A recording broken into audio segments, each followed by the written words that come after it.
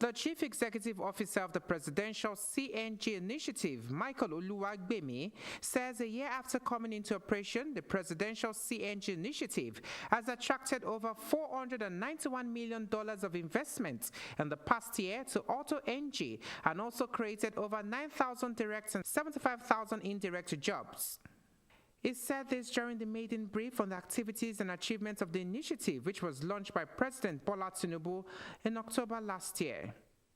He said the Nigerians' conversion capacity of vehicles from pure petrol to diesel to biofuel vehicles was raised by almost 3,000%, with more than 200 new conversion centers established from just mere 7 that existed in Nigeria when the program started. What we've, however, done is that we've created 2 critical programs that attract investment into the sector. Like I mentioned, the conversion incentive program. Well, if government had gone out last year to say we were going to set up or award contracts to set up 200 conversion centers, you and I know that this year, it's unlikely that those 200 centers will be up and running. It's very unlikely because to go through procurement process, there will be a long thing. And we decided not to go that route. Rather, what we did was we created a conversion incentive program to say, look, any small business or individual that wants to set up their conversion centers can do so. But government will pay for conversions that are done there for the commercially operated sector, which is a sector where 90% of Nigerians use commercial vehicles, be it Uber, taxis, as well as painted buses, as the rest of, as the case may be.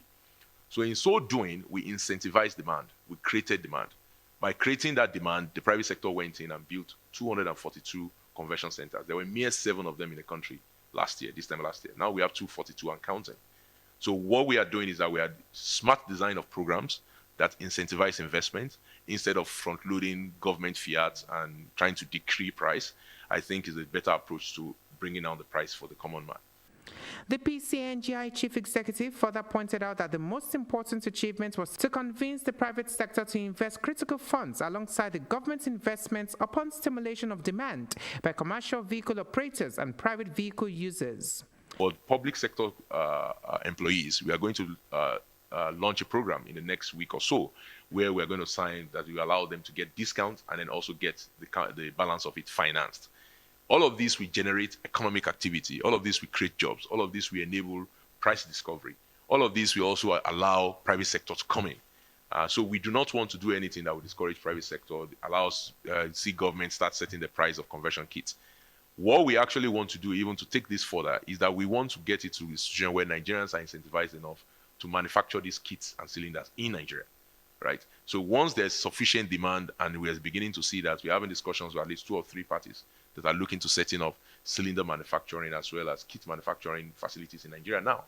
Because if government is incentivizing 1 million kits, my goodness, that will be 10,000 or more containers that we need to import if we have to depend on importation solely by itself. So by us doing what we're doing, incentivizing demand, enabling private sector to come in, we're also going to create manufacturing jobs ultimately in Nigeria by taking that approach. The Presidential Compressed Natural Gas Initiative was set up to facilitate the adoption of natural gas and other alternative fueled vehicles, including EVs, in light of the removal of fuel subsidy that led to a spike of transportation costs at the onset of the policy.